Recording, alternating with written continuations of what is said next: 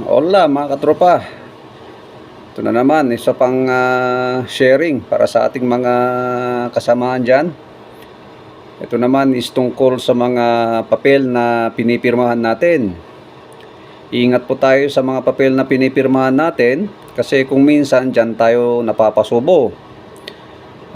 Pirma tayo ng pirma dahil allegedly in-explain sa atin kung ano yung laman nun, tayo naman, it's either we did not understand or just because we relied so much on the person talking to us, pumirma naman tayo kaagad. Then later on, saka mo malalaman na sinasanla mo na pala yung kaluluwa mo doon sa kontrata na yun. May kliyente tayo kasing ganyan na pumunta at nagpatulong nga sabi ko, mahirap na kasing gamutin ang isang sakit na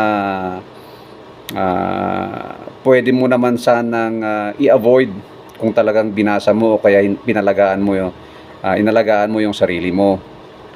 Kaya again, mga katropa, basahing mabuti yung papel na pinipirmahan, lalo na pag ito ay makapal, pagtiyagaang intindihin, kasi kung minsan may mga details dyan na hindi natin naiintindihan o hindi natin napapansin at yun ang magpapahamak sa atin. Lalo na kung ito ay notaryado, so ibig sabihin, it was explained to you, although sometimes may mga kasama na hindi rin ini-explain kasi the notary public believes na naintindihan mo na kung ano yung pinirmahan mo. Okay? So mga katropa, ingat po tayo dyan at kawawa yung mga pumupunta rito. May mga limitasyon din po kaming mga abogado. Hindi namin, gaya nung nasabi ko noon, na hindi po kami magician.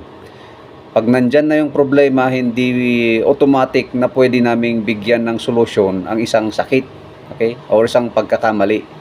May mga instance na pwede nating i-correct, pero pag yan ay grave na talaga, ay wala, ewan ko lang kung paano natin masosolve yun. So it's still better yung sinasabi nilang prevention is better than cure.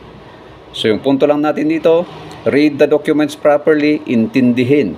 And if you cannot understand, try to ask or try to look for a lawyer who can explain it to you. Intindi mga tropa? So ganun lang po. Salamat.